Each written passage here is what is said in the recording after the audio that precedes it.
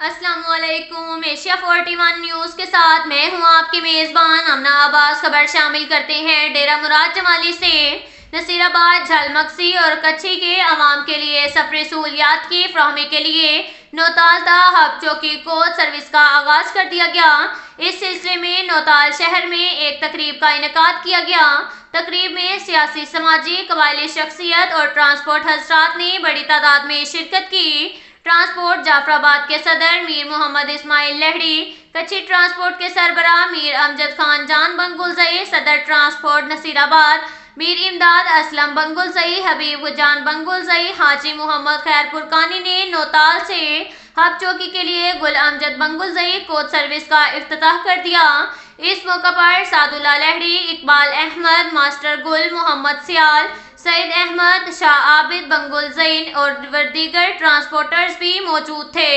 افتتاحی تقریب سے کچھی ٹرانسپورٹ کمیٹی کے سربراہ میر امجد علی بنگلزئی نے خطاب کرتے ہوئے کہا کہ نوتال براستہ کراچی ہب چوکی کوچ سروس کا آغاز کا مقصد عوام کو سفری سہولیات کی فراہمی کے لیے آسانی پیدا کرنا ہے۔ اب جھل مکسی، کچھی اور نصیر آباد کے عوام کو ان کی دہلیز پر سفری سہولیات فراہم کی جا رہی ہیں تاکہ ان کو مشکلات میں کمی آ سکے۔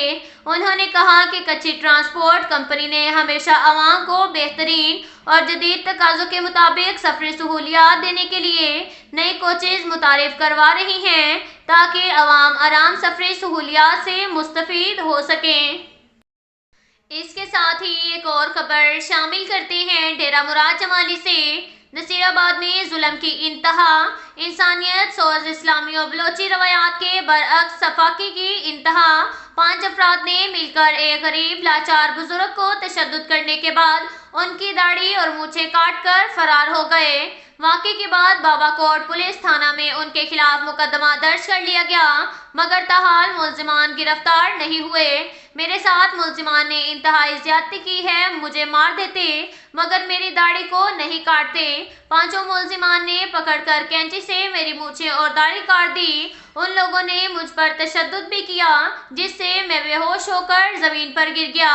میں غریب بزرگ ہوں، کھیتی باڑی کر کے اپنے بچوں کا پیٹ پال رہا ہوں۔ Chief justice Balochistan, corps commander Balochistan, I G police Balochistan سمیت وزیر اعلیٰ بلوچستان سے اپیل ہے کہ مجھے انصاف فراہم کیا جائے، ملزمان کو گرفتار کر کے انہیں سخت سے سخت کڑی سزا دی جائے۔ یہ بات نصیر آباد کے گوٹ نوریز خان عمرانی کے رہائشی بزرگ خدا بخش ولد محمد شبان مگسی نے وزیر ڈیرہ مراد جمالی میں میڈیا کے نمائندوں سے گفتگو کرتے ہوئے کہی۔ انہوں نے کہا کہ دیگر صوبوں میں معمولی واقعے پر پولیس اور حکومتی ادارے حرکت میں آ جاتے ہیں مگر مجھ غریب پر تشدد کیا گیا، زیادتی، مونچھیں اور داڑھی کاٹ لی گئیں، بدسلوکی کی گئی، اسلامی رسم و رواج، انسانیت، مسلمانیت بھی شرما گئی۔ کیا مجھے انصاف ملے گا؟